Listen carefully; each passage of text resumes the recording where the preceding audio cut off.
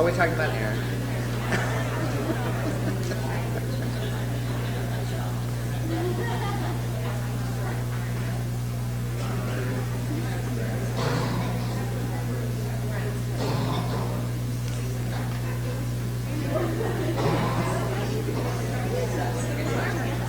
No, that's okay. But thank you.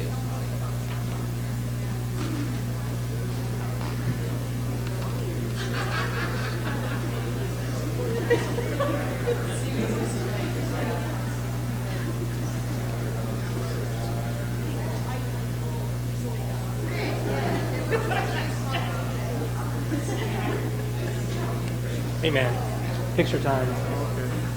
Oh, this is the winner. Oh, congratulations. You get the check. I don't think it's a big check. I don't think how much to know it. It is a check. I don't know.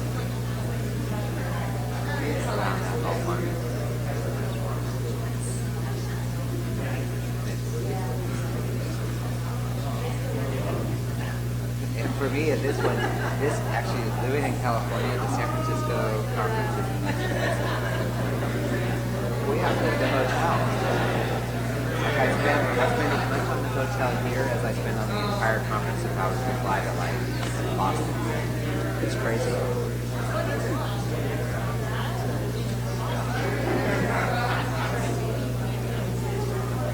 Boston's not that expensive. I'm like here. $325 a night.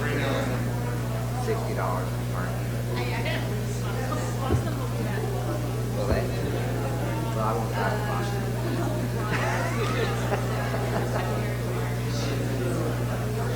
Yeah.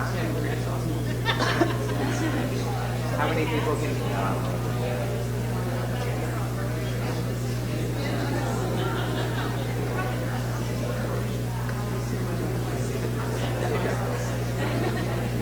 It's in Boston for Midland. Yeah. Yeah, I like Boston. Well, I like to visit. I don't like to visit. But I like to visit. Yeah. I remember one time it was pretty frustrating.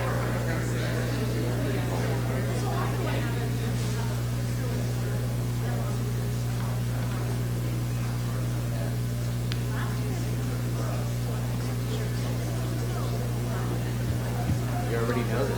You were in the weather though. The weather tonight. Watching a rep. Depends on the bar drop. Well, it looks like the global weather pattern. It's like this year is like that.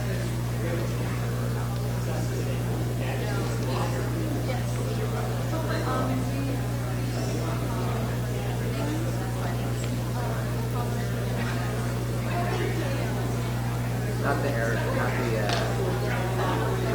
the Rachel.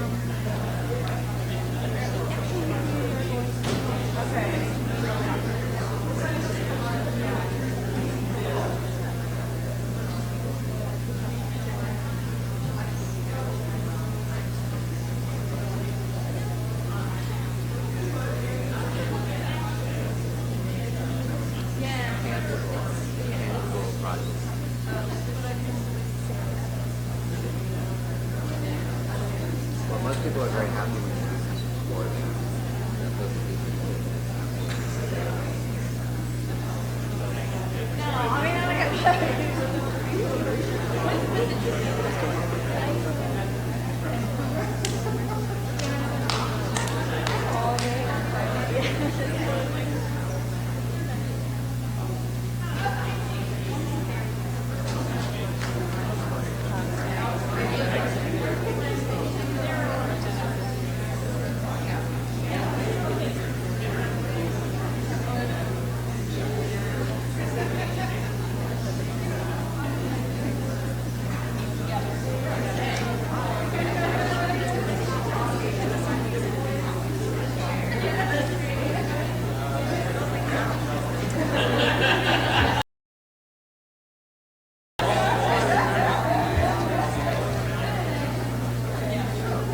Hi Matthew, how you doing? Good, how's it going? We got Hey,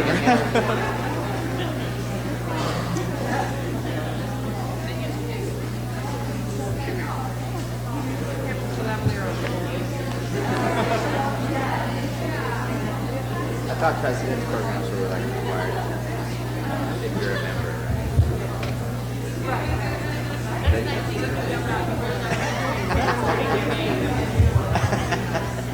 You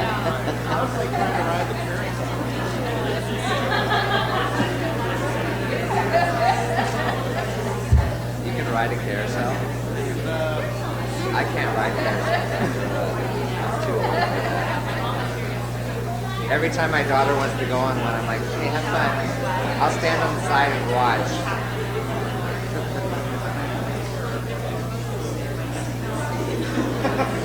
These are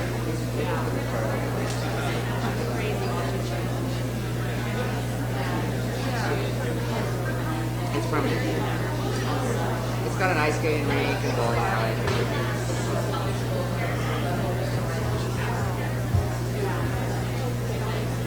I used to bring my kids there.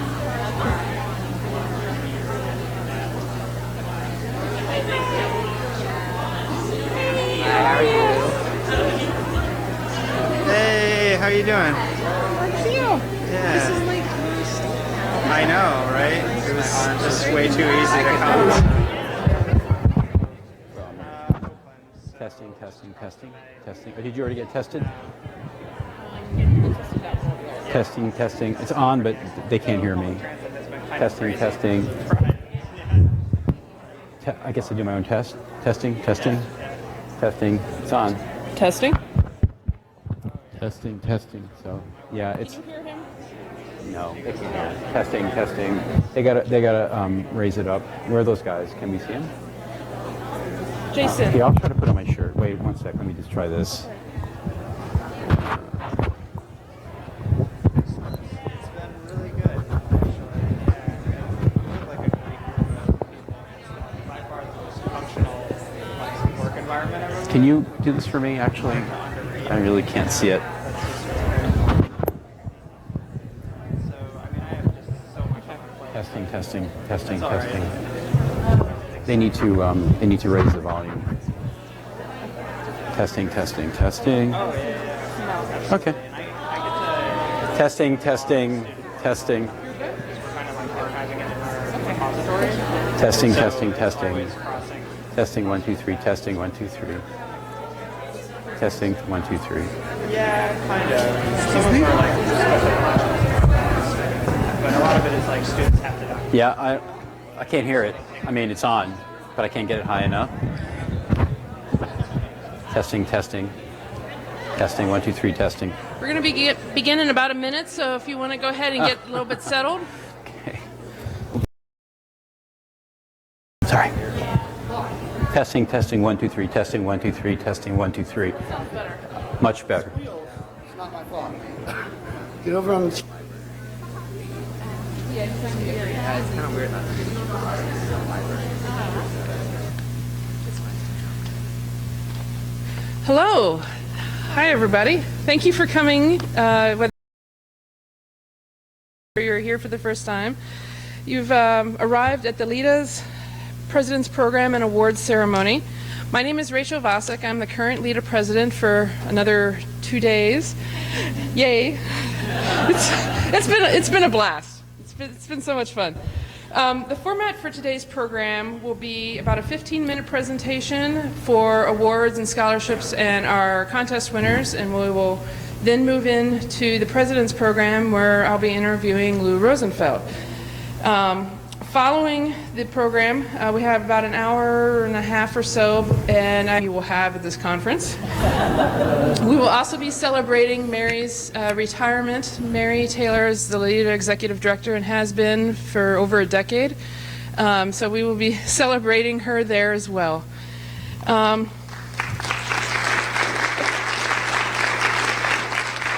thank you, Mary, for all your years of service. So moving on to the program, I am thrilled to have the opportunity to recognize the excellence in the library technology field. I want to thank all the various Lita award committees and scholarship committees for their admirable selections. I know that there were a lot of people to consider, and I really appreciate all of their work. We have 4 awards, 3 scholarships, and 3 contest winners, so we will move through that. If the Kilgore Award would like to come up,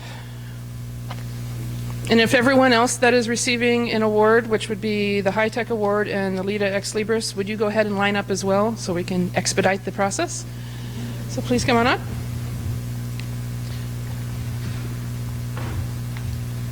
The Library and Information Technology Association presents the 2014 Frederick G. Kilgore Award for Research in Library and Information Technology to Ed Summers for his outstanding contribution in building connections between libraries and archives with the larger communities of the World Wide Web, for his role in developing the National Digital News Program as web application and the Twitter archiving application, for his role in developing standards and applications for digital curation and data sharing, for his active contribution to digital and web curation, open source software, and community development. Roy Tennant, OCLC Research. On behalf of OCLC, I'd like to give Ed the all-important check.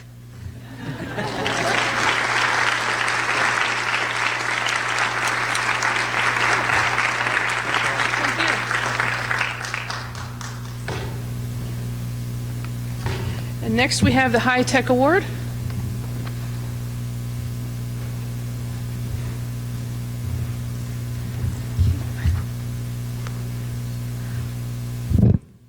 The Library and Information Technology Association presents the 2015 Lita Library High Tech Award for Outstanding Communication in Library and Information Technology to David Walker for his outstanding achievement in advancing and educating the profession with cutting-edge technology through the Xerxes application. Having created an open-source, fully customizable, extendable, and mobile-ready application to a new generation of library discovery systems, non-cost web services, open-source search engines, and federated search that has improved user interfaces, increased search efficiency, and provided sophisticated citation management and integration features that empower library communities and users around the globe to access information resources. So on behalf of Lita and Emeralds, I'm presenting David with a check and the frame.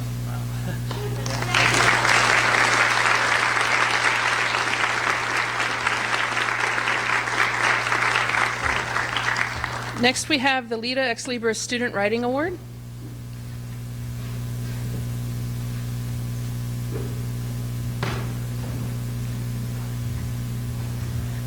On behalf of Ex Libris, I'm pleased to award Heather Terrell with the Ex Libris Lita Student Writing Award on her paper on electronic resource collections.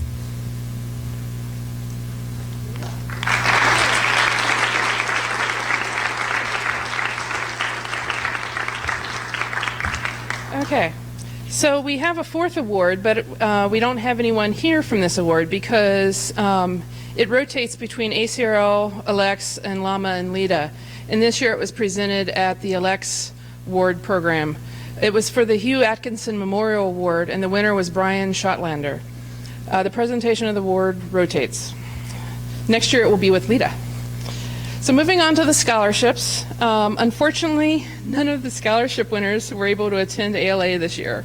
So what I will be doing is asking everyone to rise when I call your name, and then we'll clap at the end after all the scholarships are announced. So the first scholarship is the Lita OCLC Minority Scholarship in Library and Information Technology. The winner was Young In Kim. She's at Syracuse University. Catherine Rubb Webb was the committee chair, and Roy Tennant is here, I believe, somewhere, for OCLC. Also for the next scholarship, we have the Lita LSSI Minority Scholarship in Library and Information Technology. The winner was Jesus Espinoza at the University of Illinois in Urbana-Champaign. Catherine Rubb Webb was also the committee chair for that. And Steve Kaufman is the vice president. Is he here? No. Okay. And then our last scholarship was for the Christian LaRue Memorial Scholarship. The winner was Andrew Meyer from the University of Illinois Urbana-Champaign, Heidi Hansen, who I know is here, thank you, and Bob Rotello from LSSI. I'm sorry, wrong line, Baker and Taylor. He's the Vice President of Sales for Public Library and Government. So thank you very much for that scholarship. So let's give a round of applause to the 3 scholarship winners.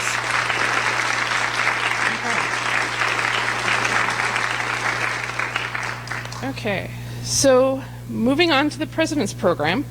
I'm very integrated into my President's Program. So I put 7 of us, and we did a few things that were pretty fun, engaging the users prior to coming to the conference. We had a bi-monthly Twitter chat about library UX, and we also ran a contest called Great Library UX Ideas Under $100. And our contest winner was Connie Legal, please stand, from California Polytechnic State University. She won a 1-year subscription to Library Technology Reports, and her submission will be published in Weave, the Library UX Journal. We had a... Thank you. Okay. Our first runner-up was a big team from the University of Arizona. Rebecca Blankenstein is representing the University of Arizona. So thank you. And our second runner-up was Tao Zhang, so over there. He's representing his team from Purdue University. So thank you, everybody, for submitting in the contest and tweeting along with us over the past few months. It's been a lot of fun. So now I'd like to go ahead, where'd you go? To invite Lou up to the stage. So we'll be over here talking and having a great conversation.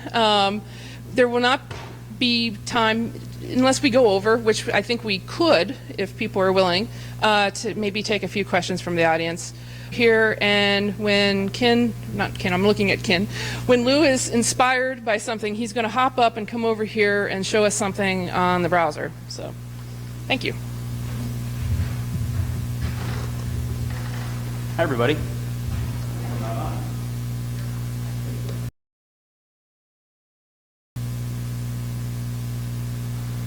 Am I on now?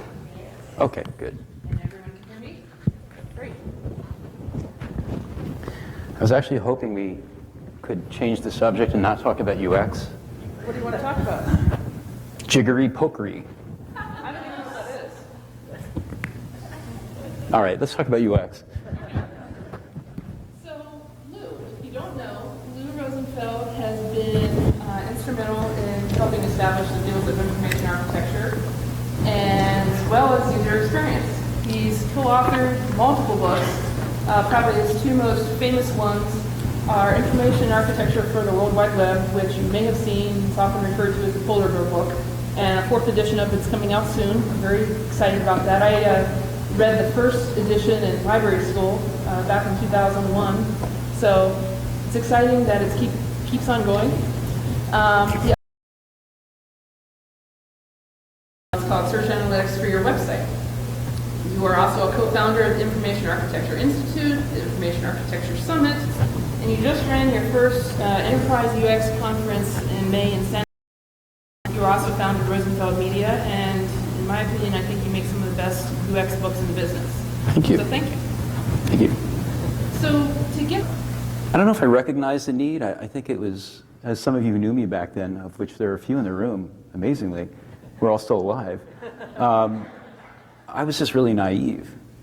So I started library school at Michigan in 1988 when I think our online searching course, that first semester we were using the acoustic couplers, and our professor freaked us out because it was $300 an hour to search dialogue or whatever it was, and you had to do everything, pre-process all your alternative queries and so forth. So I knew kind of early on I didn't necessarily want to be a librarian, but I really was interested in what librarians did and what librarianship was about.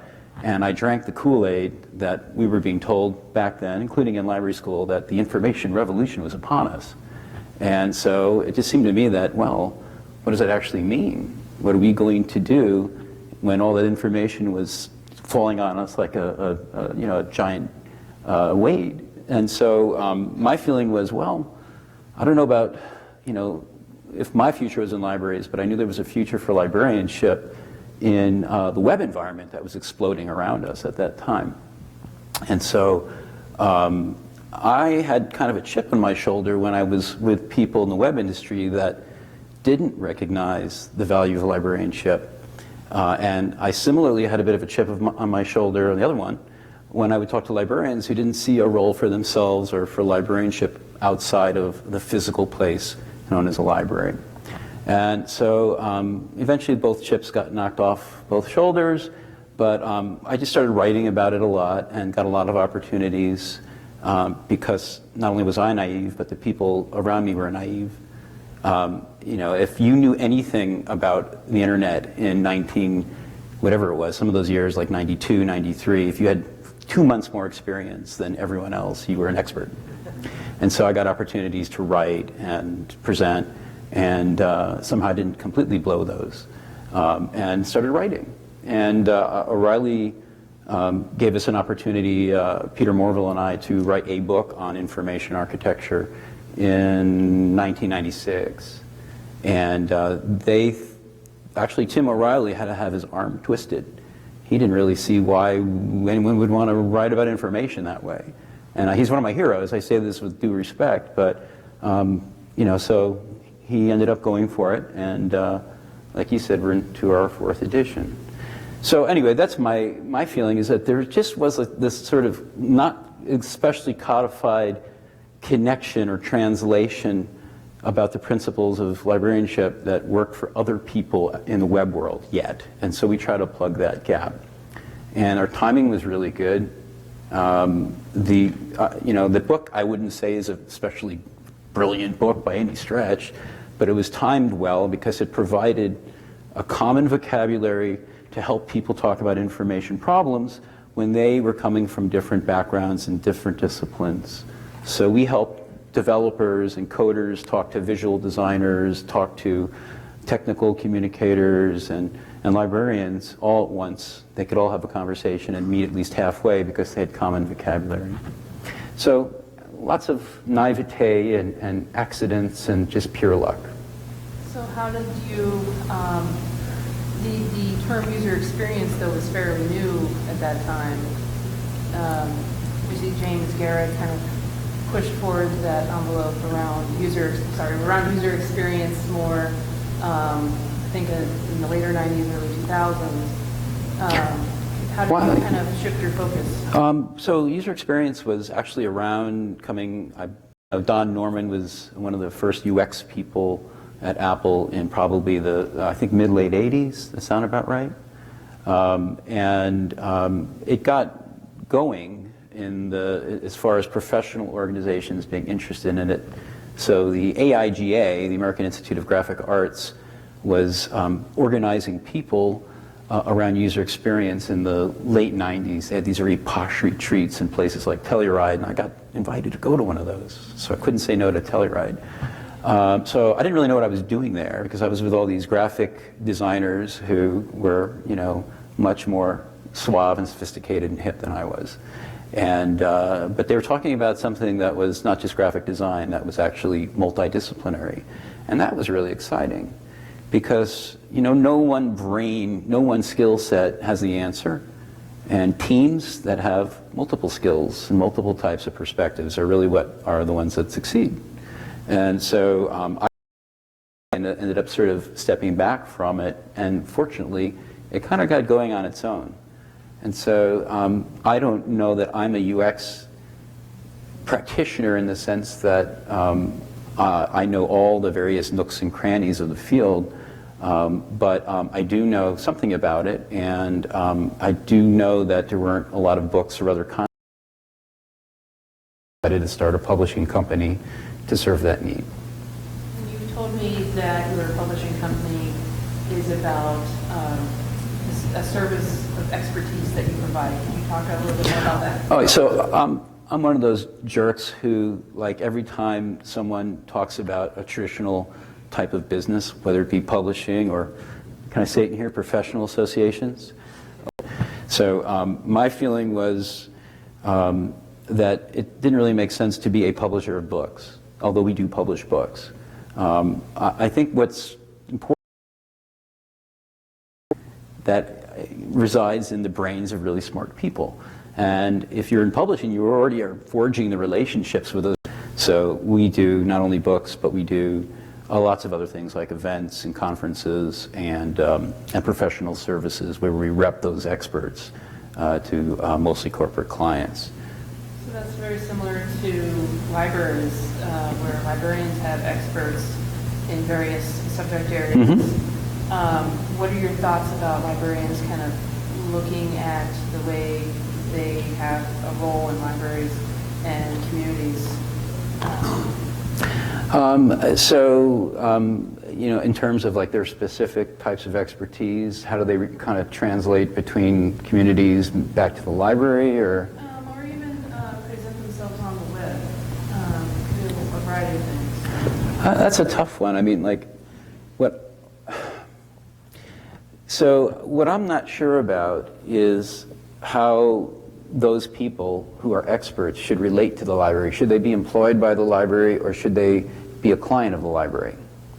You know, the traditional model would be you might have a science reference librarian and a humanities reference librarian, and I assume those are the specialists you're talking about.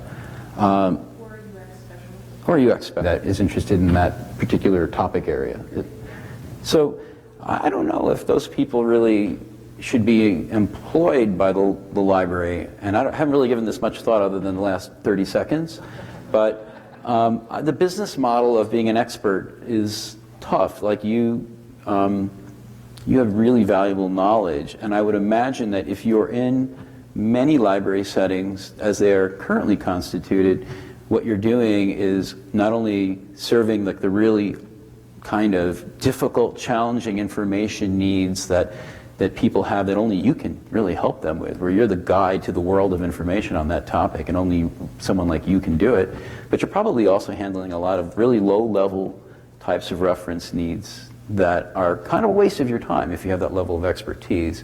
Does the library, as it's constituted today as a model, allow you to work on the hard stuff that humans really need to do and Google can't do? I don't know. But I would like to think that if the model hasn't changed, because that's what I remember from for you, or a comment for you. Is that what you what was your question? Whether I'm asking? I don't know. I mean, like I see in the sorry, we just did this conference on like, does this sound experience in the enterprise setting? And it was really enlightening though, because the enterprise people, they sound a lot like librarians. Not properly, we feel like we're behind when it comes to user experience. And where they're getting traction is that they're like positioning themselves as the secret weapon for large enterprises. That in the past, their products and services have all been about cramming and cramming more and more features to beat down the competition. You've all used Microsoft Office products, so you all know what I'm talking about, right? So, and you know that those features where typically. So now a lot of these organizations are getting smart and just saying, well, we are going to focus not on more technology and more features, we're going to focus on delivering a better experience. And one of the tech trends people said, I think it was Andrew maybe, who said something about like, you know, we're focusing on integration and a more seamless experience rather than more features. And that is like the competitive advantage more and more. And one of the reasons is consumers of enterprise services and products use iPhones and really great websites and so forth. And so what they want is most important. And so it puts, I think, a lot of the publishers and the vendors in a really tough place to therefore create a product because they're doing testing, but yet we pay them. And so they have to make us happy.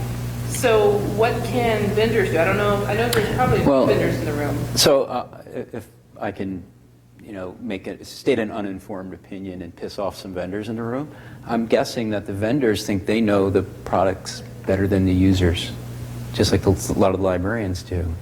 And they aren't really testing their products or even designing, not just testing an existing product, but conceiving of a product in a way that really is designed for its users. So You know, it's fine for a vendor.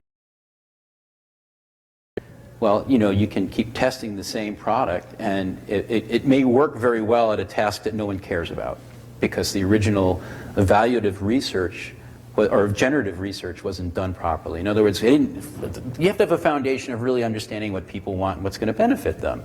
And by the time a lot of these products were in existence, it was almost like too late for those folks to do it. And they didn't, in many cases, come from a culture that was informed by design research. So those products already are kind of behind. And it's like, yeah, they test them, but so what? They're not really designed for what they should have designed them for in the first place. Exactly. Just slaughtering the pig, and I'm not just referring to the ILS, but it's everything. Even the way we present our services. Well, on the site. That's right. I mean, that is sort of the whole, like, that's parallel to the enterprise issue, which is, hey, you know, we got to slaughter those pigs. Absolutely, because they were designed in a kind of accidental way.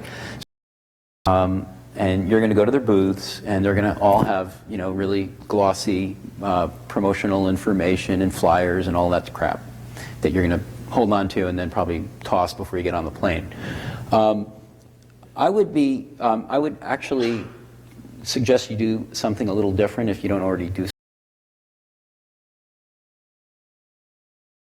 Each vendor's representatives on how conversational they are with you, rather than a culture of marketing and promotion. Then they're going to be a better bet in the long run. So if you find yourself actually engaging with them, there's a good chance that that's what they do when they go back to work, and that's what other people in the organization do. We'd like to ask Liz a question. We'll be here for a little bit we'll be here for a little bit to answer your questions. And then the happy hour. At the Dada Bar at 86 2nd Street. It's about 2 blocks from here. It starts at 5:30. We have the whole bar. We need to spend $800 in alcohol. I bet we could. So everyone come and celebrate Mary's retirement and have lots of drinks. Thank you. Thank you. Are there any questions for Lou?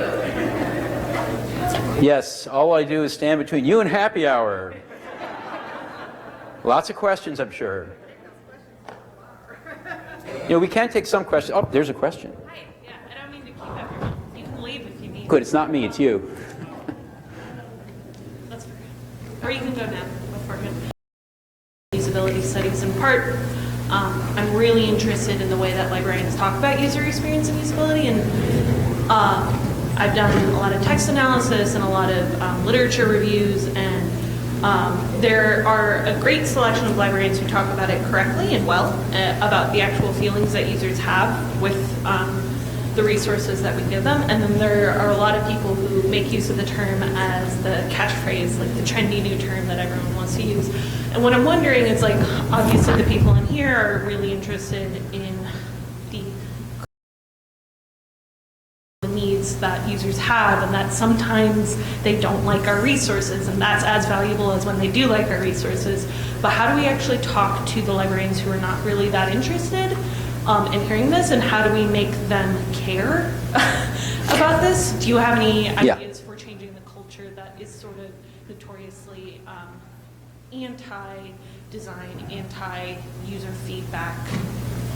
Well, one of the problems that we in any particular field, including user experience, have is that we're kind of a bunch of fools in that we use the jargon of a priesthood.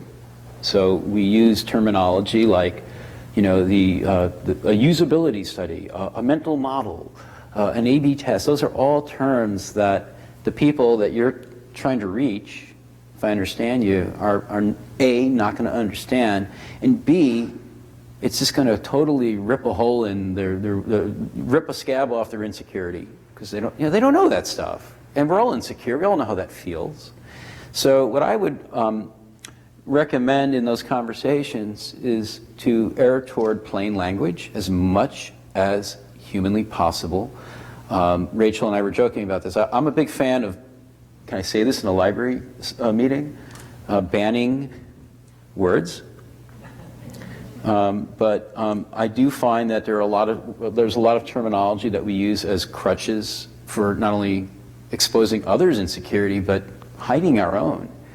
And so if you can stop talking about user experience, don't even use that term. I don't use information architecture hardly ever in my own career anymore. But like, talk about things in ways that hopefully humans care about. And there's going to be a number of people in an organization that even at that point you're not going to get through to. And take the approach that to use a really kind of lame military analogy, take the island hopping approach used in the Pacific Campaign in World War II. You know, Japanese have a base there, don't go right at it, go around it, find a different island. You know, don't try to push people who are immovable objects. And this is, you know, like I think it was Bruce Sterling who said that the future's here, it's just unevenly distributed. You got to find the people that care about the future, that are thinking in ways that aren't just stuck, that think things could be better. And you know, the way to find that out is not to come up with jargon and try to force that upon them, but to have a conversation. Question from Cliff. This goes a little considerably beyond the library context, but I'd really love to hear you reflect about this a little bit. One of the things that I've been struggling with in recent times is the fact that we've got a number of systems around that are pretty mature at this point. Yet there are commercial pressures to do, you know, what feel to me like gratuitous redesign of the user interface to the, you know, great detriment of everybody's time, productivity, and everything else. How do we deal with these kind of mature systems and these, you know, pressures to revise it every few years just to show that it's new and it's still being supported, or so that you can, you know, come in and say, I'm doing something about this? Cliff, where's the pressure coming from that you're describing? Well, I think it comes from different sources. I think that some of it is marketplace pressure. You know, in the software industry, it's very common that you need to get a new version out as opposed to trying to eke out a revenue stream of maintenance on something that's fundamentally a mature project or product. Some of it is just this sort of natural thing of coming in and saying, well, whatever there was before was terrible, and so I'm going to redo it. You know, the rhetoric of legacy systems. Yeah. So there's a bunch of issues there, right? I'm not sure I can even unpack them all, but a lot of them have to do with organizational psychology, especially among leaders who wish to show that during their short regime that they've made a major change, and that really positions them for the next regime they'll run somewhere else. I've seen this happen way too often. It's sad, and I'm not really sure what to do about it other than